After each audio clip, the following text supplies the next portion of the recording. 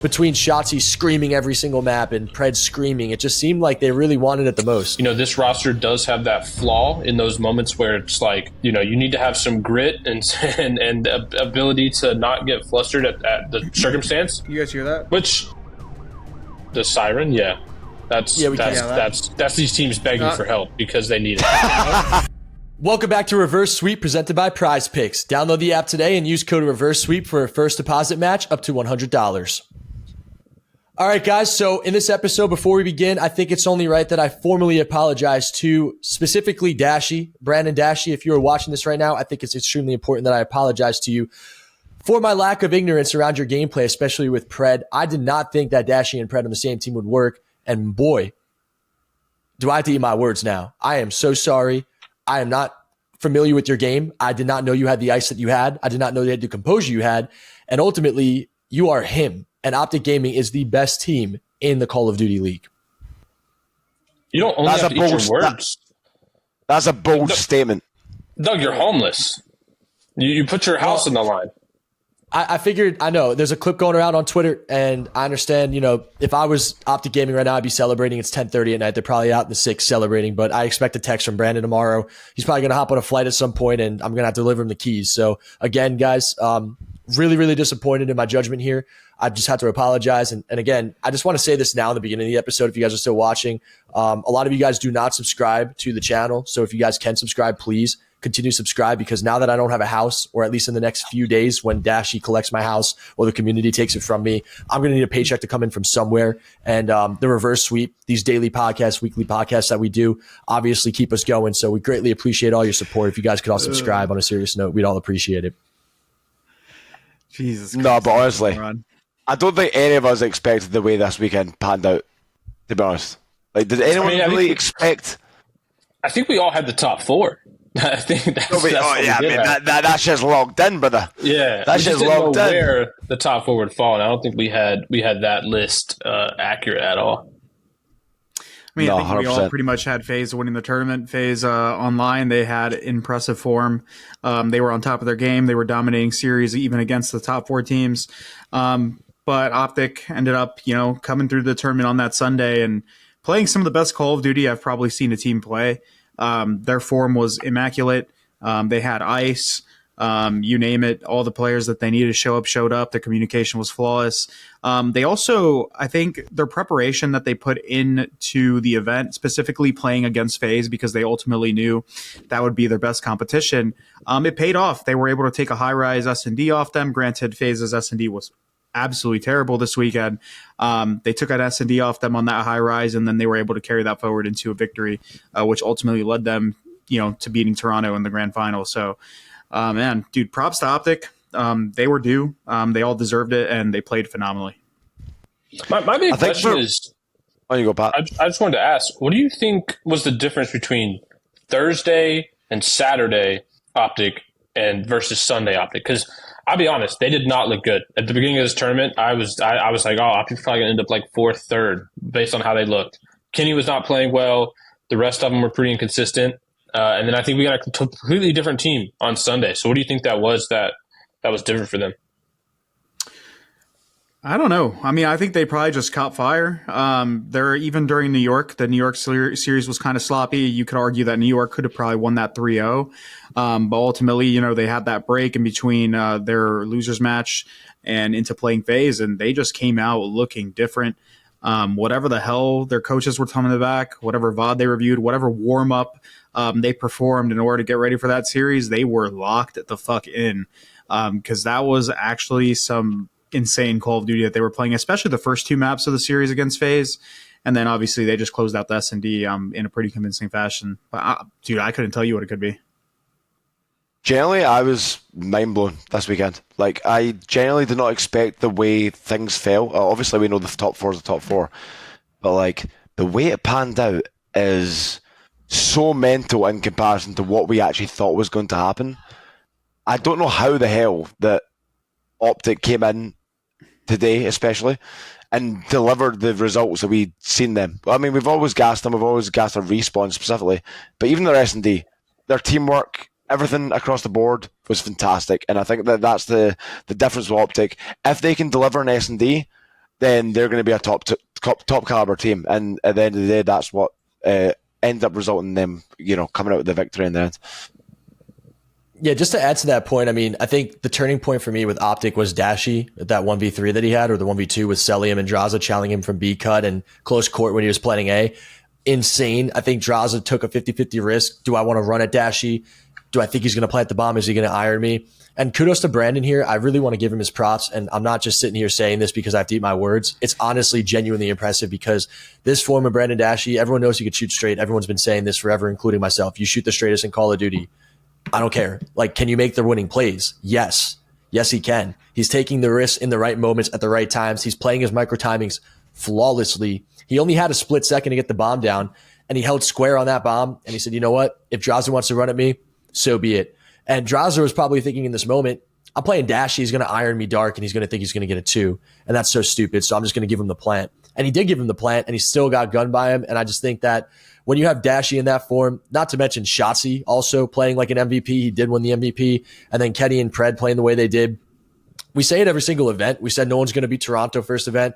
Then we said no one's going to beat FaZe in the second event. But honestly, OpTic truly dominated this event, especially on Sunday, because they played all the top 4 teams and their intensity just kept on getting more and more and more, where they carried it into the finals and just won. So kudos to OpTic Gaming. I'm just bewildered, and I think it's amazing for competitive COD that we have all this excitement and all this fan base and all these people just rooting on Toronto at home, rooting on OpTic Gaming, rooting on New York, FaZe in the Final Four. So it was probably one of the most memorable championship Sundays I've ever seen, and it was just a pleasure to watch.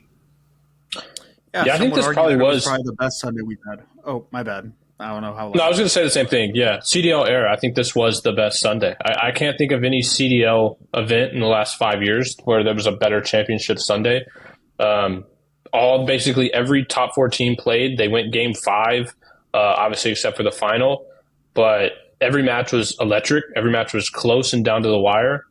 My big question is, and obviously this is FaZe's worst placement on the year at 3rd, what happened to their search? Like, because I think that's why. I mean, they lost to Toronto in the winter finals. They lost both S&Ds. They lost to OpTic in the loser finals. They lost both S&Ds. They've lost 8 of their last 9 S&Ds. And this is a team that historically, they're godlike at every mode. But this weekend, they got outclassed in S&D. And I'm curious what you guys think was the reason why, because I don't know. I mean, you know yourself, Pat. Like, when you come into a tournament, it's all about that fucking teamwork element when it comes down to it. Like, you know what I mean? I don't really think that they're like a poor S&D team. If they're playing online the next 9 S&Ds, I'm probably favouring them. But at the end of the day, they came in this weekend and didn't have the same level of teamwork as these other teams that we're competing against. And, playing on stage, playing in front of the fans and all these sort of things, there's so many elements that come into play. And I think that they just didn't play their just basic level of COD that with the FaZe that we know, and they're like a great S&D team. We know that, but at the end of the day, they just didn't show up this weekend, and they just didn't do the basics, playing together, wrapping bomb sites. It was, if you watch the map, if you watch what they were doing on the map, it was generally like watching a completely different team to what we watched online at different moments. But it's not like it's a completely different FaZe team that what we've seen online. It's more so that other teams are stepping up their game and they've not also elevated their game at the same time. That's my opinion on it anyway. Yeah, I was going to say that I feel like when watching these teams play, especially OpTic, the difference maker was that OpTic wasn't giving them any freebies. I feel like the difference in their high-rise gameplay from online to on LAN during that FaZe series was that they were playing like pussies. Like, every single round drawed out. It really never felt like FaZe just was getting random picks. Like, people weren't throwing their lives away. Pred was just playing the antenna corner on high rise 100 times, just not showing them a thing, making them work for every single round, and FaZe paid the price. So I mean, yeah, their S&D wasn't very good, but they also played against teams that were literally giving them the ultimate respect in terms of how to play the game and really making them work for it. I will say that in Modern Warfare 2, they actually went through a similar stint. It wasn't with Search and Destroy, it was with Hardpoint, where they couldn't win a Hardpoint, and they were only winning a lot of S&Ds and controls, and that pretty much plagued them throughout the entire year. So I'm curious to see if they're going to end up fixing up their S&D. I'm sure they will. But last year they ran into a similar problem with one of the game modes, so kind of something scary to look at when looking at the FaZe roster. I completely agree. I think what was surprising to me was that invasion, search, and destroy with FaZe versus OpTic when aBeZy and Pred were in the 1v1, and aBeZy kind of like hesitated his middle chow when he went inside a bar, and then Pred just killed him and defused the bomb. You could just tell, like, between Shotzzy getting the first bloods on the map, specifically running through the cafe door, throwing a smoke down, the way he would play his 50-50s, and then immediately Dashy would follow up on the mid tank to chow once Shotzzy would come out. With what you said, Chris, not giving away freebies, FaZe was just simply off. I think this was probably the first time FaZe lost, especially at Game 5, Round 11, and then had to immediately play again versus a top team that was hot and on fire with confidence. I can't remember in the CDL era FaZe losing and then instantly having to play in another series. So I think it took them a little bit to get their momentum going. Simply because they lost, they had to regain. They went down 0-2 to OpTic. OpTic was laughing. I think it was just an unfamiliar territory for FaZe, and it showed. And I think also between Shotzzy screaming every single map and Pred screaming, it just seemed like they really wanted it the most. And that's really what we love to see in Call of Duty is the passion flowing. And it was just awesome to watch because I think we could all live through these players when they're playing. When you have that passion flowing and you're playing like that, it's some of those memories you're never going to forget. And I think for these guys, they're going to look back at this weekend and just be very proud of what they did. I think the embarrassing thing for FaZe is obviously they had a great online stage, shooting bodies, like, you know, they come in like looking unbelievable. And I think they looked probably over this last month period of time like one of the best Call of Duty teams of all time. But then they're coming in, they're shooting bodies, and they're fucking losing. They come fucking third. At the end of the day, like, FaZe is a team that's built to win championships.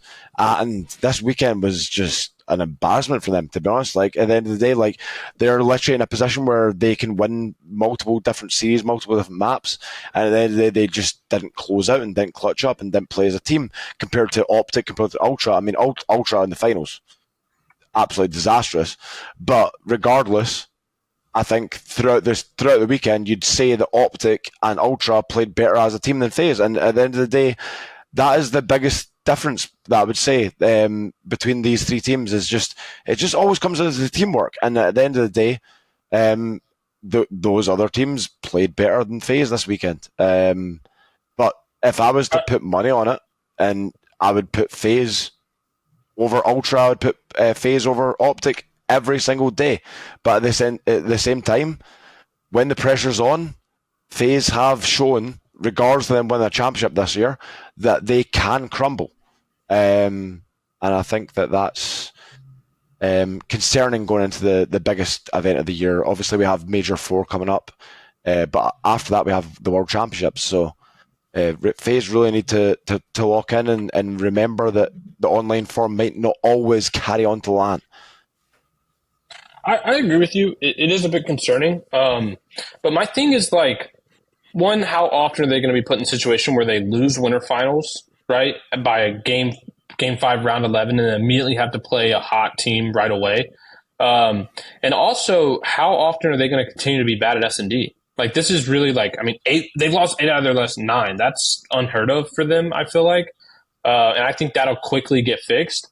But I agree with you. I think it's concerning that, you know, this roster does have that flaw in those moments where it's like, you know, you need to have some grit and the ability to not get flustered at the circumstance. Because that is a big flaw in this FaZe squad and has been for a long time. But I did want to ask, based on something you said this FaZe team is built for championships. And where I think we all agree with that, this OpTic team and all of these OpTic teams that have been put together the last few years are also built for championships. And this is the first championship for this organization in like 870 days, I think they had on broadcast, which is over like two years and a little bit.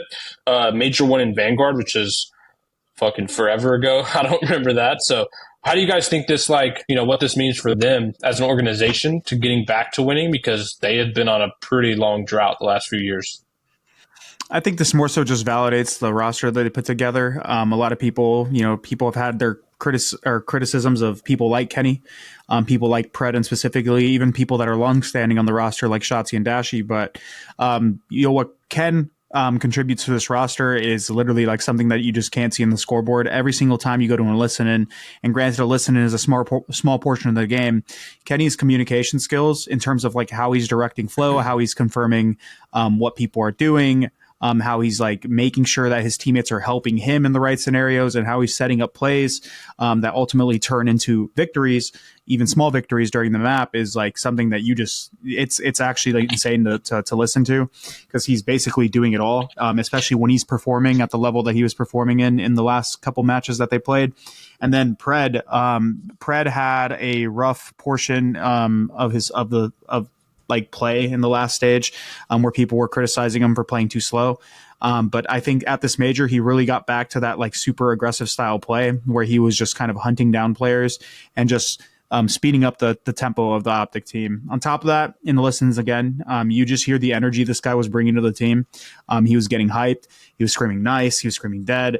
That transfers over to the rest of the roster, and they all just knew like how good they were. They all felt like that energy, and they were just able to carry it forward into winning. So I think if anything, it just validates like the pickups that they got. Like they finally got a chip. They know that Kenny promised that they were going to get championships for this team, and they did. So awesome to see. Yeah.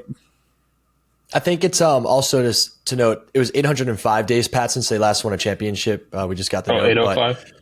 Yeah, which is obviously a drought, but I think the confidence and the dynamic is great to see. I mean, when you really look at their dynamic, you have, like you said, Kenny can hold players accountable, but also he's going to lead by example and hold players accountable, and also like not do it to the point where it's too demanding. You're also going to have strong-minded people on the team like Pred, who just want to do anything to win the game. And then you have Brandon, who's more a little, Dashy's a little bit more passive and a little bit more like, okay, I got to prove myself and I got to make sure that people see why I'm on OpTic and why I'm Dashy and why I'm that guy still. And he really let his gameplay do the talking, which was nice. It seemed like he let his ego take the back seat for Pred and Kenny. And then Shotzzy said, I don't care about anybody. I'm just going to run around, scream, laugh, make some jokes, have some fun. And then it seems like with Karma, they all obviously want to listen to him because he's Karma. So just looking at them work, looking at them move, it seems like they never lose faith in each other. It seems like they have a lot of confidence in each other, and I think that's a big key to winning. And when I compare this OpTic roster to the FaZe roster that won last event, or the Toronto roster that won the first event, I think that the unanimous confidence amongst the group of players is the strongest compared to the other two teams, which is also something I noted. So moving into this next major, I did see that Daryl was talking about how New York subliners just have to figure out hardpoint. It's only a matter of time, and we all think that New York needs to step it up and get better placements. Well, they do seem like they're stepping up, and it do seem like they're going in a positive direction. So I kind of want to ask you guys, I don't want to go off of the topic of the champions too much, but I also want to look forward to Major 4, and I also want to look forward to the World Championship that's coming up soon. Do you guys think New York subliners are going to be able to compete and beat these teams? Because we just not only saw OpTic beat them, but we saw them beat Toronto. We saw them beat FaZe. So I think at this point, it's safe to say that, yes, OpTic is the best team in the game right now, but it really is anyone's game going into the second half of the season. And I mean, if OpTic keeps that confidence going, they probably won't lose. But I said the same thing about FaZe last tournament, that they're not going to lose. And here we go. We saw them get broken down by Scrappy on the Rio search, and then OpTic taking them out. My answer is no. No. Yeah, I agree. No. On your part. The reason why is I think this New York team is good, and obviously their biggest weakness is hardpoint. But the problem is, and Chris, I think you're going to agree with me here, the players on this team are just significantly worse at this title than they were at MW2. And there's obviously room for improvement, but we've seen it year in, year out. Like, some players are just better at certain titles. And I think for New York, like, their SMG duo is like 1.5 players, all right? Like, they don't struggle the way, or they struggle in a way that these other top teams don't.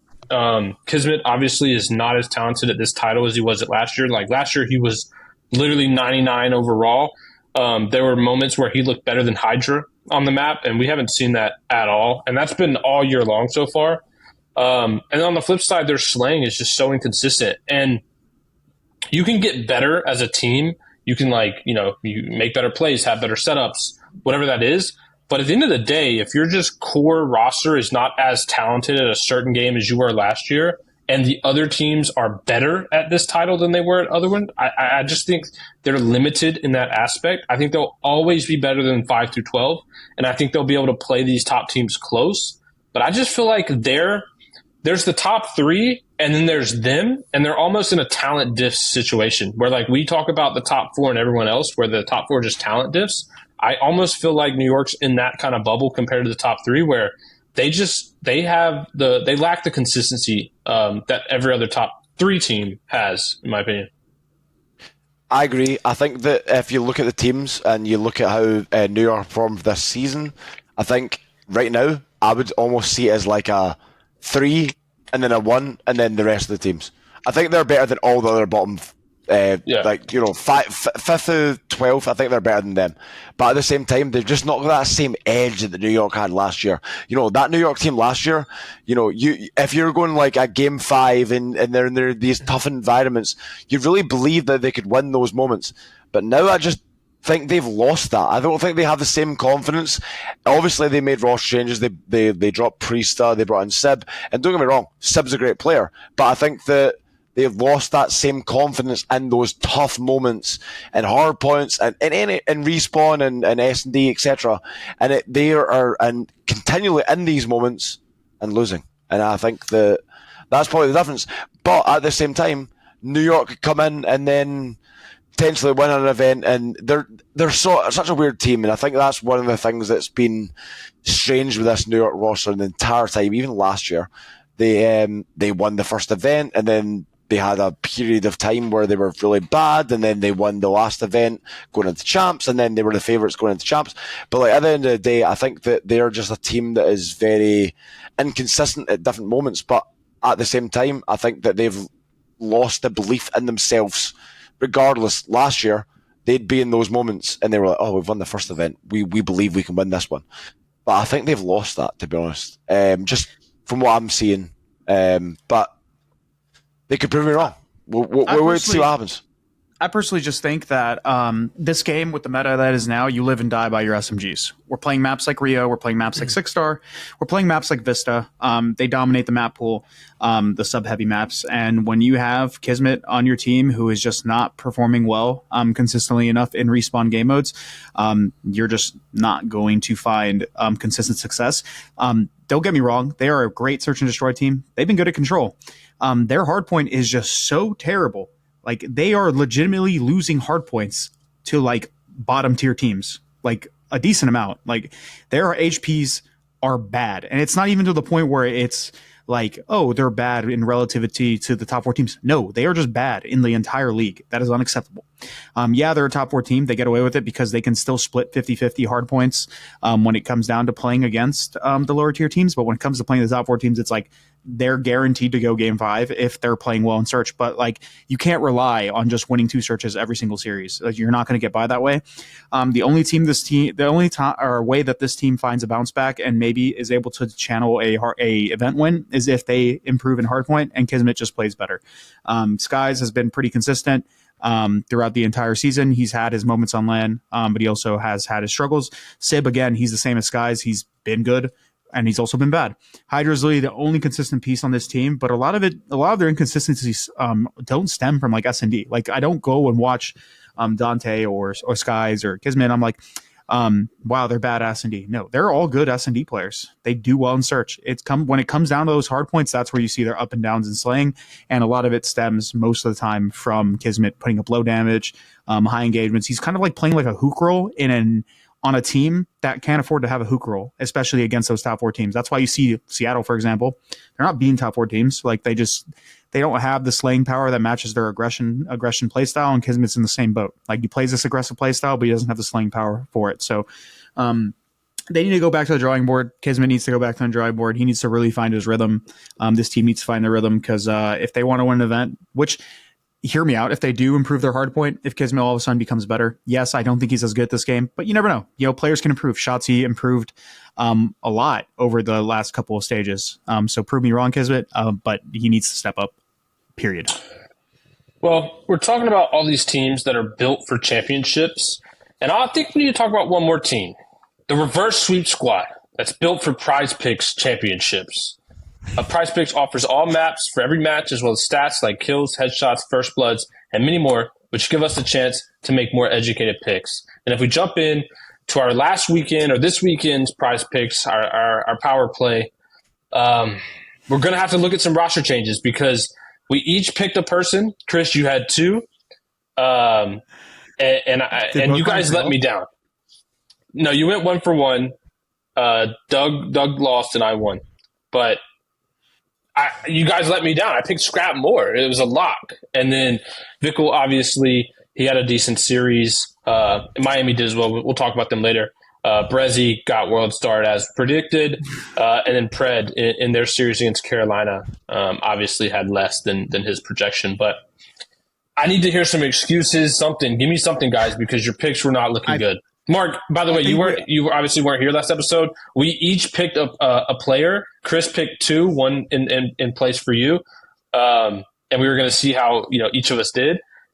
Chris, Vickle, what were we thinking? Vickle, by the way. Sorry, I need to. Who picked Vickle, by the way? Disastrous. Took Vickle less. He okay. I'm about to just leave. What the hell is that? What is that choice, Chris? None of us You were tweaking. None of us thought that Miami were a good team going into this. They proved every single person wrong, and they got top 6. So, hear me out. You guys were down with it too. So I don't want to hear this. I wasn't there. Listen, I can roast y'all I want, Chris. I wasn't there, brother. So that's a fucking stinking pick, Chris. What are you doing? It's fine. What are you doing, Chris? I also did get the aBeZy less. I guess you did. But then Doug, Pred Moore, he's letting us down. Well, Where's Carolina? Pat, I have to keep it 100, man. I mean, Shotzy's been a superstar, so you can't have 2 subs on the team dropping all the kills on the map. I'm sorry, Shotzzy won the MVP, so Pred had to take the back seat for the weekend. It is. Listen, Shotzzy was definitely a star player who had a superstar Sunday. But I just think this series versus Carolina, they just got it done with such ease in the first 3 maps.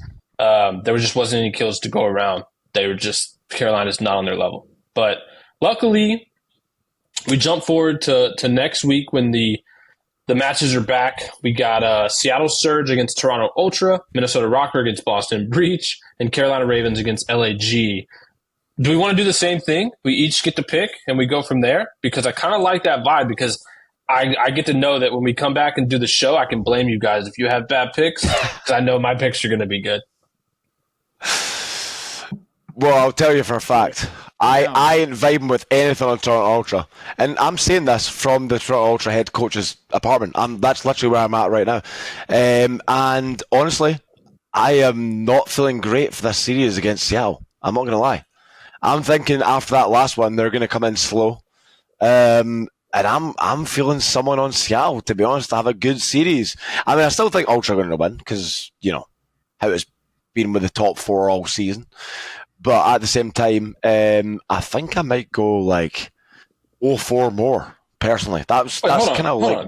Mark, are you saying you're currently in the room with the Toronto Ultra head coach? No, he's not here. Oh, okay. No, he's not here. Say, you get us some inside information, what first map's going to look like, you know what I mean? Who he Nah, he's not here. He's not here. Well. He's at the bar drowning his sorrows currently, and I'm here recording the show, obviously, but I'm not feeling great after what I've just seen in those grand finals. That was the worst grand finals of all time. We can only take 1 from each match, right? Or like each team? We can do whatever we want, Chris. We can do whatever we want, Chris. So you get to pick one player from these 6. I'm kind of feeling the aBeZy less repeat. I'm also not opposed to that. Mark, if he takes that, you got to take your own. Yeah, that's my pick. Okay, that's you were saying. You were saying 0-4 more. I've got 0-4 more. You're insane. We're going aBeZy less because that was already a lock this last split. Yeah, you can only get one Seattle player here, Mark. I'm repeating. Okay, it sounds like Chris is I'll let Chris do his thing. If that's the case, I mean, I'm not gonna lie. I love Insight. I mean, think about it. We still got Rocker, Breach, Ravens, and LAG. There's still 4 more teams. We don't have to pick someone on Toronto, Mark, if you're not comfortable. Okay, all right. We'll leave it at that then. Personally, Doug, anyone you want from Toronto?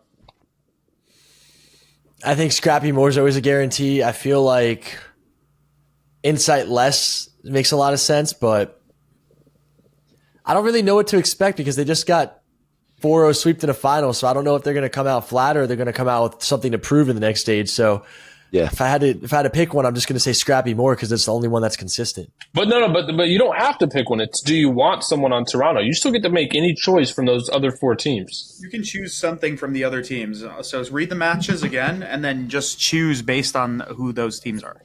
All right. So it's Rocker against Let me Breach see these matches. and Ravens against Gorillas. Okay. Oh, man. It's your boys, Doug. It's your boys, Doug. You guys have a choice. We're If you guys keeping have a Boston choice out of anywhere, just say it immediately before somebody takes it. We're like racing for choice. All right, okay. Fame Right, less. LAG's out. I'm taking Fame less. Beans more. Beans more. I'm throwing it in there. I'm going to take Scrappy Moore. Give me I've Scrappy got Beans more. Lock There in you Beans go. more. Let's get it. Scrappy? Oh, geez. I mean, he's always the His Moore. He's projection's always about playing to be well. absurd. It's going to be like 70. So, Chris, you wanted Brezzy less. I got Fame Yes, less. Brezzy less. Doug's got Scrappy more. And Mark, you got Beans more? Beans more, yeah. Okay, we'll lock that in. You know, we enjoy testing our skills on PrizePicks this season. It's the most exciting way to play daily fantasy esports. If you have the skills, you can turn $10 into $250. Download the app today and use code REVERSESWEEP for a first deposit match up to $100. Going back into the games, how the hell did FaZe, after that unbelievable online stage, show up this weekend and get... I thought the worst case scenario, they lose in finals. How the hell did they come in today and deliver this result? I mean, at the end of the day, they still got top 3, which is a consistent thing from FaZe. But at the We're same talking time, about them like they're in blow it up watch. Like, yeah, oh my God, third place. no, don't get it twisted. Like, they're, in my opinion, if any team's playing in FaZe, I'm still putting the house on FaZe. Don't get it twisted. I still think they're the best team. I still think they're really good. But what happens in these moments? Because at the end of the day, they won the last event. Don't get me wrong. Honestly, they just got Neslo'd. They got Neslo'd in both their series, essentially. They lost 2 S&Ds in but both. they don't do that online. I mean, yeah, but you have bad weekends. Well, can we wait? I want to defend Mark for a It's second. not even a FaZe got the weekend. It was a Sunday. They had a bad Sunday. FaZe got the first blood game 5 round 11 on a defense and they lost the round. Or were they on offense? I don't remember if they were on offense or I think they were on defense actually. FaZe, No, they were on offense on Rio. It's literally the most teamwork based map in the game. Just wrap the bombs together. Wait, no, Mark, they were on. Was it aBeZy was on defense? He got the kill, and then they wrapped P2 on their defense, right? I'm pretty sure they were Yeah, on and then defense, they but traded- Toronto. Against Ultra they were on offense because Scrap played the zig stairs and got a kill on the guy pushing on bomb. That's how they won. Did they plant the bomb though in a 3v4? No, they didn't plant the bomb. They didn't get bombed down. Well, regardless of anything, I think that if FaZe gets a first blood game 5 round 11, like I have to kind of defend Mark on this because you would never expect a team like FaZe to lose a number advantage game 5 round 11 to win or to get eliminated from a tournament. You know, like that's. But you're They're right. just not using their teamwork correctly at that point. They're better than everyone else individually. Just wrap the bomb, play it together. That's all they have to do. A lot of it's just like maybe it could have just been complacency. It could have been laziness. Like they just knew they were so much better than other people. They probably just weren't as meticulous at like clearing angles, shouldering things, doing this, doing that together because they just knew they were so much better than the people going into it. That when they ended up getting into S&D, which is the most punishing game mode in terms of like making mistakes, they just made more. Like it just happens. They gotta get home. They gotta clean it up. No, but it doesn't just happen, Chris. It doesn't just. How the hell is that? How are they allowing this to happen? They've literally Cell been was in pretty these quiet. situations so many times. Cell was pretty quiet this weekend for me. But again, Mark, like when you look at FaZe, are you saying they were not good Thursday and Saturday, or were they just not good on Sunday? Because for me, I thought they just looked sloppy on Sunday. They just 3-0'd New York on Saturday, right? Like they smoked them. I just thought they had a really bad Sunday. They a winner final, loser final, double Neslo. Sunday They was forgot just the an awful basics. day for them. Yeah. No, They literally forgot the basics. Yeah, That's and my S&D, opinion. and S&D specifically. Yeah, specifically S&D, I still think they're the best team, and I'll give them agree. so much credit. But at the same time, they just forgot what the basics were of Call of Duty. your numbers advantages, play together, and they lost numbers advantage situations on S&D and lost games. At the end of the day, that is literally what championships are decided by, and they were in multiple of those situations throughout the entire time. They're shooting bodies. Like, why are you thinking about that shit? Like, just focus on winning. Like, be a champion. You know what I mean? Like, at the end of the day, like, if you want to be one of these people that's considered one of the greatest of all time, you need to lock the fuck in when it matters. And at the end of the day, like, if you're going to shoot bodies, you deserve all the criticism in the world when you don't win.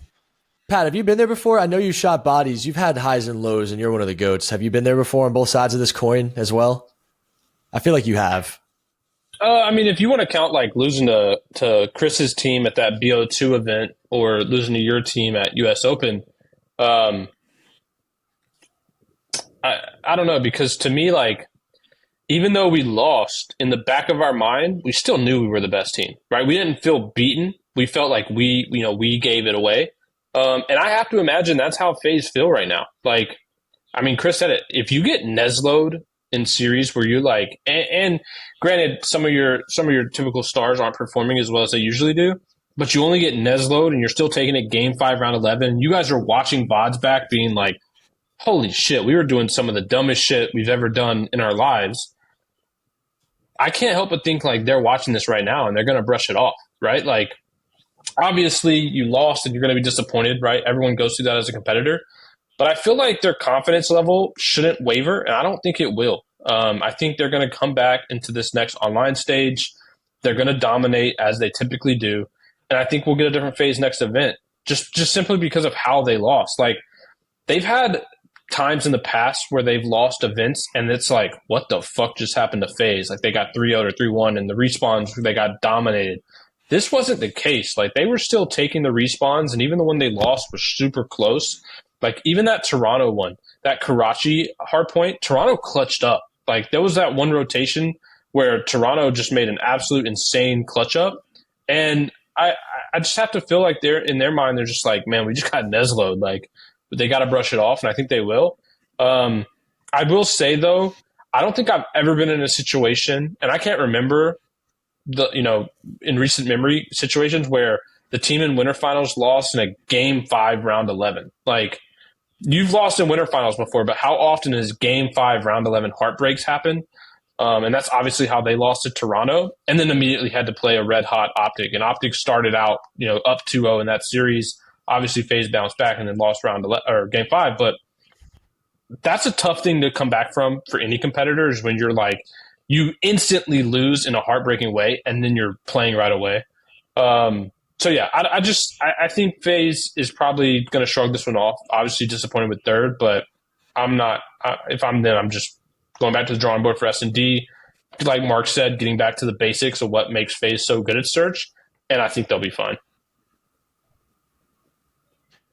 I just think that they just need to like regain, go again. Like I said, they are just in a situation right now where they have so much delusional confidence from how they perform in the online tournaments or the online league matches.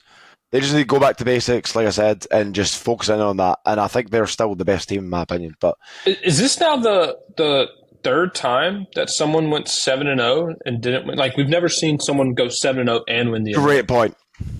Great Online. point. That's so the maybe thing. they need to make sure they lose one. Yeah, no, but that's a good point though. Like, mentally, when you come into a tournament and you're expected to win, and you've got everyone behind the scenes telling you you're going to win, and you've got all these different voices in the back of your head, I think it is difficult. It is really hard, because at the end of the day, like, they're expecting you to come in and just fry everyone. But then that's not how Call of Duty works. Like, at the end of the day, you didn't play against all these teams in the same environment. You weren't on main stage. You weren't in this same environment that you're currently competing in the same situation. And then you have to go through all that and be like, go through the adversity and go through all the difficult moments and come through that. And I think that's one thing you build through time working with a team. You, like, for example, obviously Drazah just joined this team at the start of the year, but like, I think over time, if they're continued to have success, I think they will figure it out and they will be able to bounce back in these difficult moments. But I think they're still a new team, although three of them have played together for years at the same time. I think they're one of those teams that's like always been there, and they will always be there in those big moments. But at the same time, I think they need to like veer on the. I feel like they got a bit too confident. Like Pat, you said for months that they need to be like delusionally confident and all that shit. And don't get me wrong, I believe that. But at the same time, I think they kind of like got to the point where they took the foot off the gas. Personally, that's how I feel. Yeah, I agree. I think if you sorry, I'm sorry, Pat. I just want to get Chris involved a little bit because he hasn't talked. Oh no, I already gave my spiel on like the whole like FaZe thing. What do you mean? Well, my thing is like my thing is I agree with you, Mark. If you're going to be that way, you can't take your foot off the gas, right? Like you have to stay that way 24/7. And I feel like I think Zuma said it too. Zuma was like he didn't like the MC was still shooting bodies when they were losing, but you kind of always have to, right? Like if you're going to be in that mentality, you have to stay in that mentality. You have to make sure you're boosting your teammates' confidence, but you just can't not perform. Like that's the reality. Is if you're going to be that way, you can't have you can't afford to have bad series, and that's just the reality of the situation. Obviously, it's like one of those situations where when everything's going well, it's really going well, but if things start to crumble, then it's really going to crumble. So I think that's enough about FaZe. My question for you guys is Toronto. We haven't really talked on them much. They obviously bounced back. Scrappy, again, has a I'm Him event. He played insane all weekend long. Jamie, Insight, and Envoy obviously picked it up pretty substantially from their fall off, but in the finals, man, they got cooked. Like, and it's not to say like they all didn't get cooked because they did, but I kind of just feel like those games where Scrappy's the only one on this team that shoots back and the rest of them just get world starred. How do they fix that? Because right now, for me, that's this Toronto's team's biggest weakness is like those two just disappearing in big games. Dude, where's Kleenex still? It's not even just them. Kleenex used to. Well, he's not getting cooked as bad as them. I know he's not getting cooked, but like, where is he? That guy used to be like going absolutely off. Now he's kind of just like hovering around a 1.0. Yeah, I mean, it's probably harder when the rest of his team and his sub duo is just not performing well. But I don't know. They stepped it up in Search though. That was their main problem coming to the tournament, and it was holding them back. They pretty much got to the finals off of beating teams like FaZe and Search. They even beat OpTic and Search. They beat whoever the hell else they played. They pretty much were winning the majority of their SNDs. They got a really good map in 6-star finally that they can add to their map pool because they won it pretty much every time. But in terms of the respawns, yeah, I mean, somebody was just always getting cooked. Again, it's the same problem with probably New York, maybe to a lesser degree.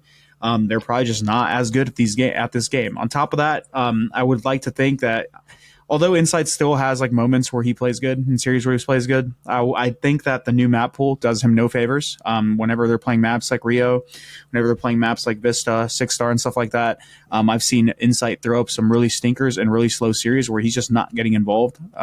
He just needs to change up his play style. I feel like Insight, ever since he's been in the league, he's been the same type of player where he's going to have those low engagements. He's going to play more of like a backline. And if you look at teams like OpTic, you look at teams like FaZe, whenever they're playing at their best, that's not even that. There's no fucking role there. They're getting involved. Cellium will get in there, drop high damage maps, high kill death ratios.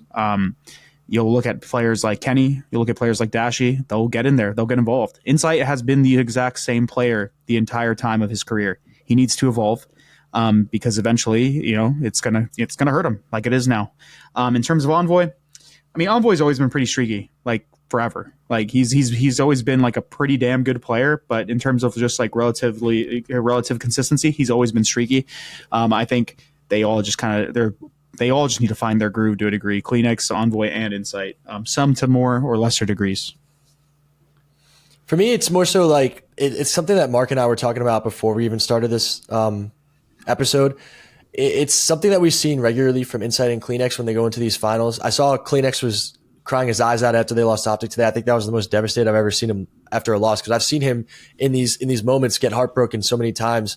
And you have to feel for the guy at this point because you know how great he is and how amazing he is. And it almost seems like they have to have that mentality of taking what Scrappy has with his confidence, but also the stoicism that I see from Insight and Kleenex, where They don't want to get too ahead of themselves. They want to stay very calm.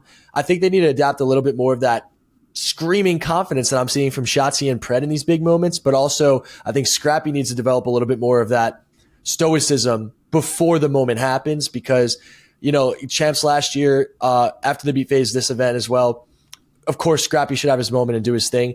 I think that they kind of mend both their mentalities together a little bit more, where Scrappy doesn't really celebrate until that winning moment happens. And if for Insight and Kleenex, I think they should get a little bit more excited. I mean, Insight on the 6-star hardpoint earlier in the tournament, he was getting really excited when he popped the 5-piece on the P1 to win, and he started screaming right as the game ended. I want to see a little bit more of that from Jamie. I want to see a little bit more of that from Insight. Maybe earlier in these series, you know, maybe it'll help avoid some of these bad moments throughout some of these matches that they have, and maybe it'll actually lead to them getting that championship that they're looking for. One thing I will say as well is that I feel like Scrap picked the wrong moment to start going crazy. And I feel like obviously they won the winners finals against FaZe. They got over that hump. They beat FaZe, and I love Scrap, and I'm going to tell him this tonight as well. But at the end of the day, he comes in, wins winners finals, and he's talking crazy after the winners finals. I feel like he should have waited. I feel like if you win the tournament and then you start talking crazy, or I feel like he just kind of almost expected to have the victory after that win. I think they got over that FaZe hump. I think if they played OpTic in winners finals, for example, they wouldn't have went as crazy, but they got over that FaZe hump, and then they come into that grand finals and almost expected to win. That's what it felt like. It was like they took the foot off the gas. If you guys remember from our bracket prediction episode, I said that I thought Toronto was going to beat FaZe in the winter bracket final, but then I had FaZe coming back from losers and beating them. And I kind of agree, Mark, because I think them beating FaZe in the winter bracket final was the worst thing that could have happened to them, because they just got so confident. To them, they achieved that goal again, right? Like, they were struggling against FaZe after Major 1. They beat FaZe. They feel like they're the best again. And they kind of just in the moment get complacent. And I think that's what happened, where they just had figured they had won the event after they beat FaZe in winter final. But the job wasn't done, clearly. And OpTic came and smoked them in the grand final. So I almost agree with you that, them winning that winter final was really bad for them. That grand finals was the worst grand finals of all time, in my opinion. It was generally the worst grand finals I've ever watched. At the end of the day, champs last year might have been worse. That 5-0 just smoked. That's a valid point. Insane. But you knew. It's different though. I feel like you knew that was the potential of New York, whereas that going into this event, from what we'd seen at the start, Ultra coming into Sunday, coming into that match, not even Sunday, because they'd already won a match today. I don't think anyone expected them just come in and just get 4-0 rocked, and none of the maps were close. And I know Champs is different, but Champs is an individual event. You win in winners finals, and then you come back the next day and play in grand finals. It's completely different. They literally looked unbelievable earlier on in the day, and then a few hours later looked completely terrible. I would be mind blown if I seen a bottom 12 team perform how they did against OpTic in that grand final. Never mind the team that probably should have won the event, in my opinion, in Ultra. They've got the home crowd behind them. They've got all the backing. They've got all the support. There's so many things that go in their favor, but ultimately they don't end up winning it. Yeah, I agree. Well, we talked about the top 4. We broke it down pretty heavily. As you guys know, the top 4 is pretty much all that matters at this point. But I want to talk about the 5 through 12. 2 surprises for me this weekend. One, Miami. They no longer win this on LAN. They had a pretty decent showing and a needed showing for them in the standings. And also LA Thieves. That I did not expect Thieves to be as bad as they were. I was really expecting Thieves to make a top 6 run and look much better, but they kind of let me down. I don't know about how you guys feel, but other than that, Boston, Doug, I'm sorry, they got smoked out the venue. They are pretty much done. They're not going to qualify for champs. Rocker, blow it up, please, territory. We can kind of look at some of the standings on that we have up here. Rocker went from 5th seed now down to 9th, and I think we all can agree they are desperate for a roster change. Gorillas, they're horrible. Chris, those are your guys, I know, but they're not making a roster change. They're going to be chalked. In my opinion, they're done too, even though they're not mathematically done. And then Legion, obviously not a great weekend out of them. And Ravens showed some life again on land, but I know you guys might not think so, but I think this team needs a roster change to get over that hump. They're just too inconsistent for me. And then Surge obviously had a pretty solid showing and got a top 6 and advanced them in the standing. So now we got Miami at 5th, Surge at 6th, Thieves at 7, and Ravens at 8. Can you guys hear that? Which the siren, yeah, that's these teams begging for help because they need it. That's what I was about to say. It's just coming out my hotel window. But no, was you guys surprised by Miami? I mean, I thought they were just going to continue being winless. Real had a pretty insane showing. He was huge for them. But I don't think they'll. I don't want to like prey on their downfall, but I think they got some map vetoes in a lot of their series that I don't see them getting in again, which I think really elevated their success.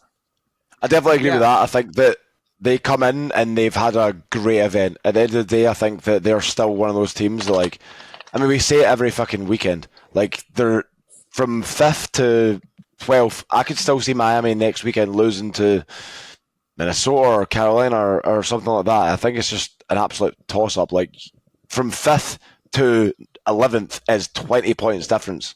In the CDL, that is 2 wins. That is nothing. You know what I mean? So everything's going to toss and change over the next couple of weeks, and there's so much that can potentially happen.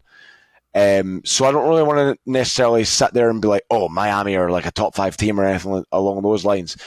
But it's still impressive how they performed on land this weekend, considering how they had performed on land previously, because they hadn't won a map. So as soon as they won a map, they were better than they had been previously. So I think Miami are definitely, they've got good teamwork, and that's one thing that we've always credited them for throughout the entire season.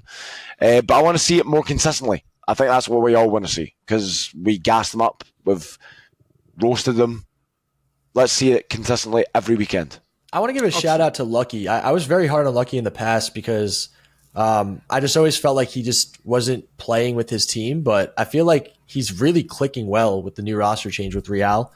I think that if Lucky continues to play this way, and then Real, he had a great map on 6-star. Again, like Pat, I think you're right, with 6-star specifically. Yeah. I think teams are going to start vetoing this map against Miami because it seems to be their bread and butter.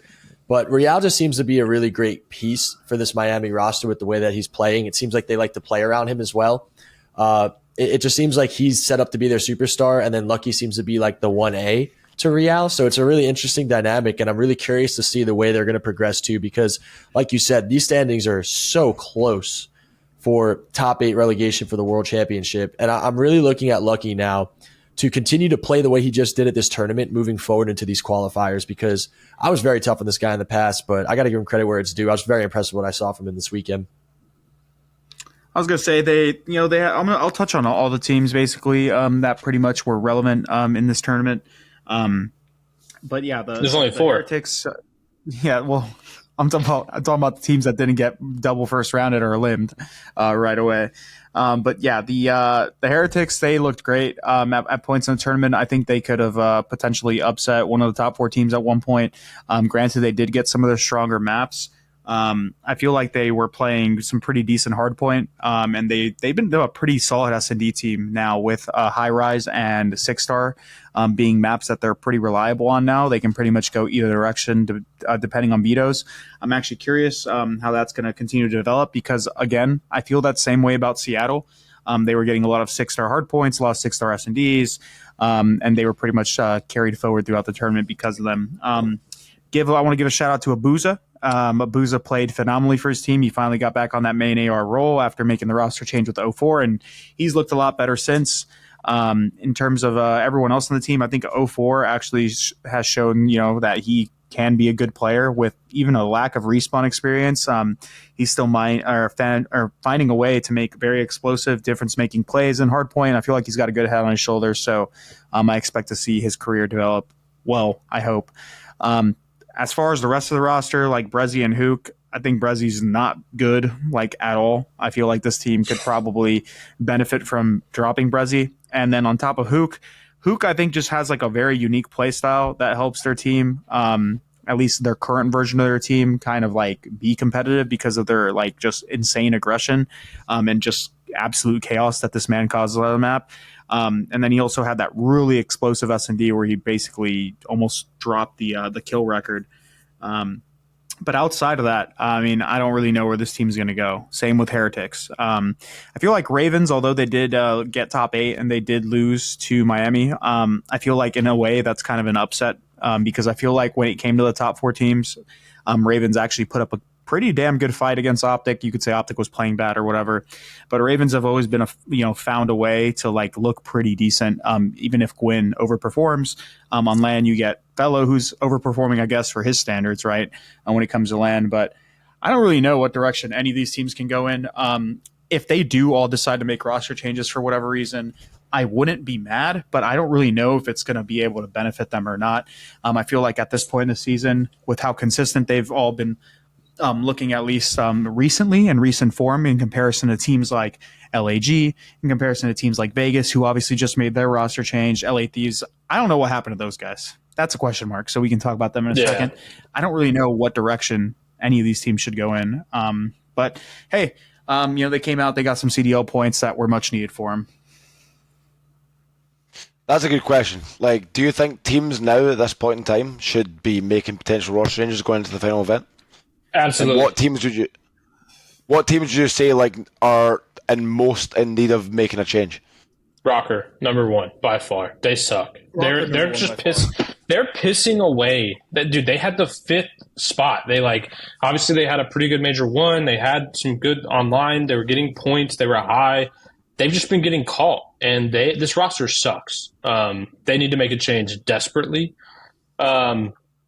Legion obviously just made a change, right? We only saw 1 or 2 league matches with them. So I don't know if they're necessarily need to make another one. They're Legion, though. Yeah, but they're fresh off a change. Gorillas obviously can't. Boston, it doesn't matter if they do. I just feel like Ravens is on that bubble where it's if they make one upgrade, I feel like they could almost solidify being the 5th best team. That's kind of my thinking with them. Miami, there's no Spanish-speaking player that's better than anyone they have, so they can't really make a change. Seattle, I agree with Chris. I think aBeZy needs to go, but I don't know what the clear upgrade for them is. And Thieves are weird because they look good online and then they come to events and just get world starred. So did they really look good online though? They just beat all the other teams that were kind of But that's the thing. They beat all those teams, but they lost to them here. Yeah, but that's what I'm saying, Mark. They should come to LAN and be able to beat everyone not named top 4, and they didn't do that here. That's why it's really weird. Yeah. I feel like Dan Gossi is begging for help on this squad. So, yeah, I think this is that moment where you're not – obviously none of these teams are making changes to get top 4 at champs, right? That's pretty much unlikely regardless. But if I'm these teams, I'm making changes to guarantee, 1, I make champs and get 5th, right? That's what they should be thinking about at a bare minimum. So I looking at all these rosters, I'm not confident in any of these teams saying this team will show up and get 5th at COD champs. Because I feel like they're all on the same level right now. And that's kind of why I want them to make a change. I feel like the only team that's in that bubble that I feel like is safe from roster change, funny enough, as much as we were dogging them before, is Heretics. I just don't think it's because... Well, there's no one to make a change. And I was going to say a lot of it's just because of a regional thing. But I feel like... No. I feel like that... No. I feel like... Wait, Mark, why'd you shut that down? I'm talking the only Spanish player. Have you seen what he could do? Have you guys watched this guy play? Mark, talk to me about Super. No, he's a good player, but he's not anywhere near the same level as any of the other players in that team. Those are the 4 best Spanish players, without doubt, and that Have you is watched Super play this year? What? Have you watched him play? I coach a EU Challengers team. I watch Super play. This guy was insane on LAN.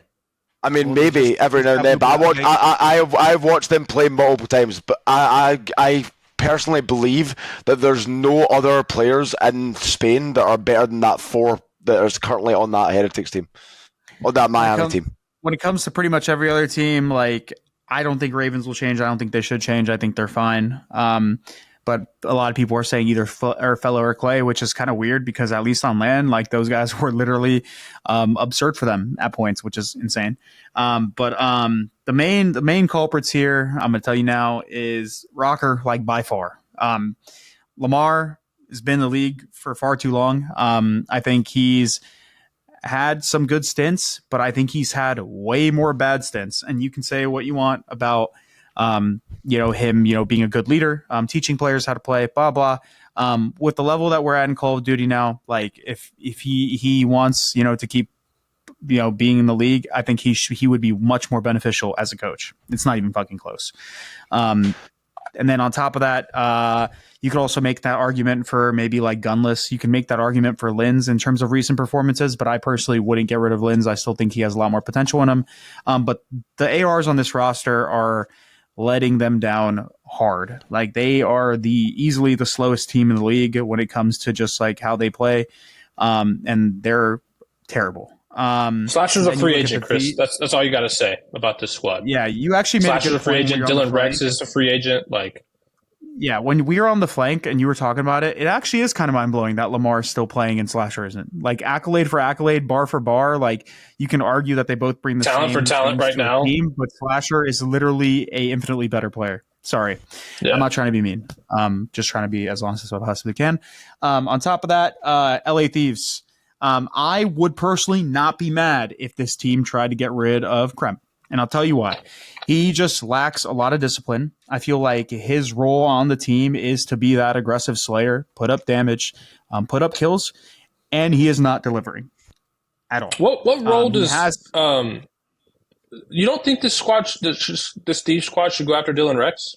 Like, do you not think Dylan Rex and Ghosty could be a good pair? I mean, you can argue that Dylan Rex provides the same amount of like aggression and like damage and all that stuff and kills as Nasty, but I don't know if that is the immediate upgrade path. I think Kremp is easily the outlier here.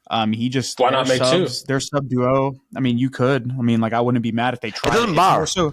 It's more so just that like at this point in the season, if you're going to completely change rosters, you're going to make a 2-person change. That is going to be a lot harder to immediately find success, get chemistry, and do all that than if it's a 1-person change.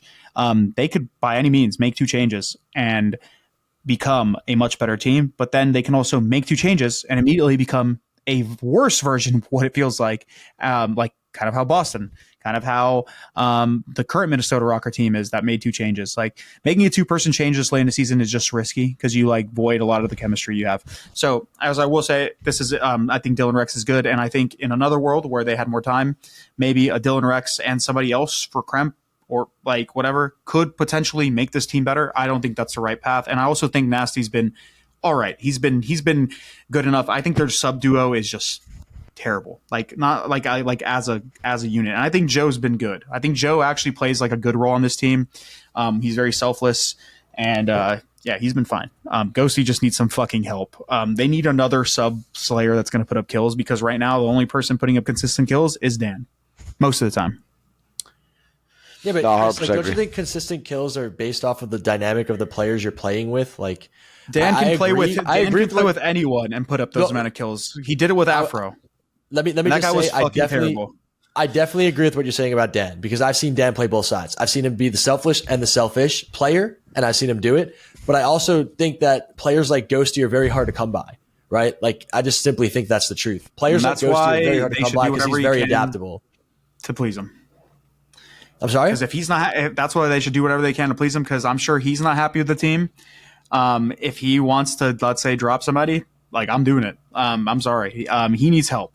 And I'm not saying this because I think Kremp is bad. I just think this is not like working. It's not working for them. They haven't been able to put it together on land. The fact that Dan is performing to this level consistently, mind you, and they haven't got a top 6 is fucking absurd when players like Fellow, yeah, he's gotten better on land. Yeah, he does good on land. But Fellow is literally walking around dropping 0.6s online while Dan's running around dropping 1.2s. And they've gotten 2 top 6s and a top 8, and Dan's literally got top 12, top 8 is fucking embarrassing, bro. Help him. Listen, guys. Period. You guys are going in circles. I agree with you. Dan Ghosty is a player that is hard to come by. But you know what else is hard to come by? Great community questions. And Mark, I know you picked 2 for us this week. What are they? So, the first question we've got is from COD Watcher 360. And he's asking, what are the best moments in your career? I'll start with you, Doug. What's your best moments in your career? Individually, it was Pat the play against OpTic on recovery when I 2-piece Scump and Formal to win the championship. But as a team, definitely watching Virus, my duo from day one. Right when I got into competitive Call of Duty, Virus was my duo, and to be able to team with him for the whole year and be like the 7th best team and go into the national championship and watch him 1v3 to win was the best feeling, because I always will never forget just squeezing him and giving him a huge hug saying, I love you, like screaming at the top of my lungs.